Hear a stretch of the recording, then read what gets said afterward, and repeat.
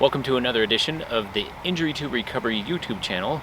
We've switched sides today, and we're in a new location because we got a special video for you today. Blaine, what are we talking about? We're talking about stretching and how it pertains to running and other sports as well. Yeah. So, Blaine, do you want to just get talking, and I'll get on to doing some stretching for you? Yeah, for sure. Right. So a common question that people often have as it relates to running is, should I stretch? Should I stretch before I run? Should I stretch after I run? What kind of stretching should I do? And will stretching improve my performance? Will it reduce the chances of injury? So we'll go through all these questions today. So we'll start with injury prevention. Will stretching reduce your chances of injury? So the answer to that is it kind of depends on what type of stretching you do. So good stretches are dynamic stretches, mobility type stretches where you're kind of moving, and stretches that I would recommend not doing because they don't seem to be help for injury prevention are static stretches. So like, Greg, do you want to demonstrate like a static hamstring stretch? You can just... Oh yeah. So like a real common way to stretch your hamstrings, and it can be done standing or sitting, is just to try to reach and touch your toes. Greg, demonstrate a static hamstring stretch. So this would be a stretch that's probably not very effective. There's no research to suggest that static stretching is just when you stretch it and hold it there. There's no research to suggest that it will improve your performance or reduce risks of injury. So much more effective is more dynamic type stretching and mobility.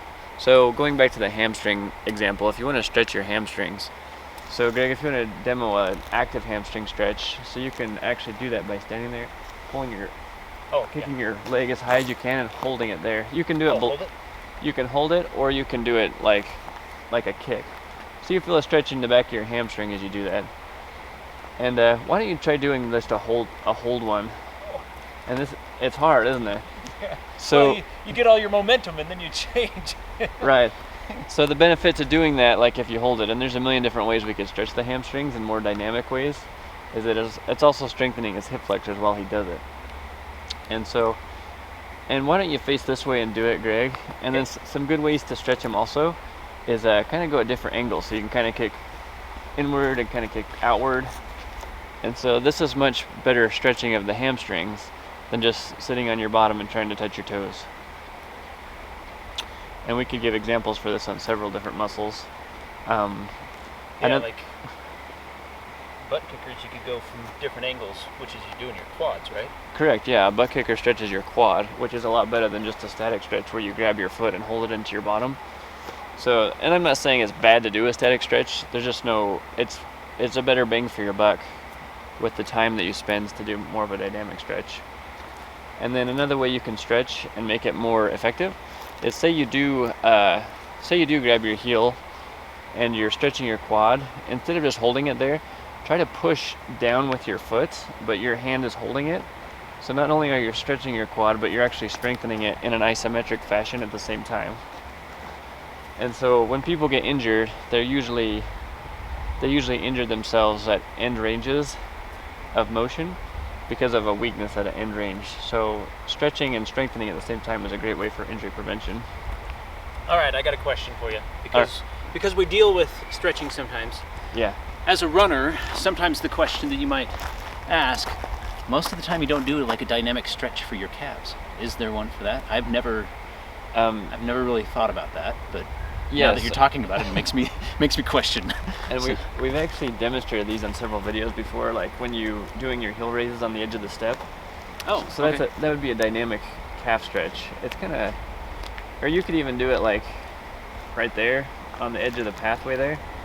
So this is a great example. I'm glad you brought that up, because doing heel raises on the edge of a step or a ledge like Greg is a much better way to stretch your calves than to just stretch them and hold them, because you're getting a strengthening component in there. And so not only does that stretch it through different ranges and strengthens it through different ranges, but it primes you neurologically as well. So you have to get your neurological system warmed up before you start running as well. All right, another question on stretching then, since that's what we're focused on today. Yeah.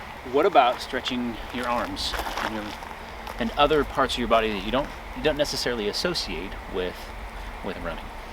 Yeah, So- that's a great question. And you can stretch the arms, and it's pretty easy to do. Basically, you can just swing your arms, and it's good to the dynamic shoulder and elbows and stuff like that. Yeah. And one of the things about running is it's all done in the sagittal plane, which means it's all done in like a straightforward motion, both your arms and your legs. And a great injury prevention method is to stretch outside of that plane. So instead of just like stretching forward and backward like you do when you're running, like you can stretch sideways, and you can do this, and you can do this, and you can hit all different angles that you want to. All right, so let's talk about that. You know, because I just like to watch sports, and Michael Phelps would be an example of somebody. Be that how you think about him, but one of the things that I noticed that he always does at the beginning of a swimming, even though it's on that same plane, he'll do this with his arms. Yeah. And I would imagine that might be one of the stretches you might consider. Yeah, Right. that's a great one. And you can do it with your hips too. And this is where I think a lot of runners get injured. Is because when you're running, you don't do a lot of motion in these types of planes. So doing a warm up like this would be a great way to like really prime your hips and to work them in different motions and different angles than what you do when you're running. You know, I never thought of that, but maybe that I do the same type of motion when I'm kicking a soccer ball. Yeah. And I've noticed that sometimes the running when I'm doing soccer doesn't feel as hard on my body as doing long miles. So. Yeah, because it's really a really repetitive thing and all in a very similar motion every step. But when you're playing soccer or you're playing tennis, then you have to like switch things up. So it is good to switch things up that way. Yeah. All right. Okay, so we talked about arm stretching. We talked about legs, the different dynamic things. How about stretching? I'm guessing the calf. The calf work would also be something that would stretch and help out with your arches, which I imagine is something you want to make sure you're keeping healthy. Yep. What else? Any other stretches that come to mind? Maybe your neck, perhaps? I don't know if that's something that you. Yeah, you can stretch your upper back, so like giving yourself a big hug. And again, a way to make this a more valuable stretch rather than just pull it and hold it is pull it back and then push your elbow into your hand and kind of like do a tug of war with yourself. And so not only are you're stretching it, but you're strengthening it also.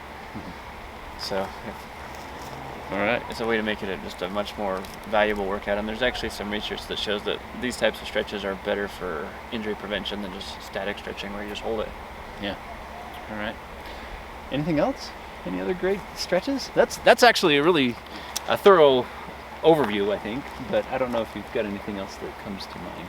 I wanted to address the question like, should I stretch before or after I run? And so yeah. all the stretches that we've just demonstrated, and it's by no means an all-inclusive list, but it's better to do some dynamic stretches before you start running. And so especially if you have a job where you have an office job where you're sitting at a desk all day long. So say you sit at That's me. And so say you're sitting there for 8 hours and you go home and you do your workout, or you do your workout in the morning. You want some type of on-ramp where you're not functioning at this activity level in your chair and then functioning at this activity level when you're running. So all these types of dynamic warm-ups are really important because you just won't feel very good when you start running if you don't warm up a little bit first. So that actually begs the question. I'm a typical office worker in the United States.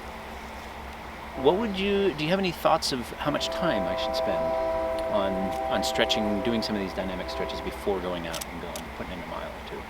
It can be a fairly small percentage of your workout, so I think, again, it depends what your goals are for running, but maybe try to make 5% of your workout time a warm-up. So if you're going to run for a half hour, whatever 5% of that is, try to do 3 to 5 minutes. Try to do a couple minutes of like some dynamic stretching and doing some sideway runs and some high knee marches and some butt kickers, and like we talked about with your arms, or if you do that for a couple minutes, it can decrease the risk of getting hurt. All right, cool. Well, thanks for going over the stretches with me, Blaine. I think I'm going to go off for a little run then. Alrighty. Take care, guys.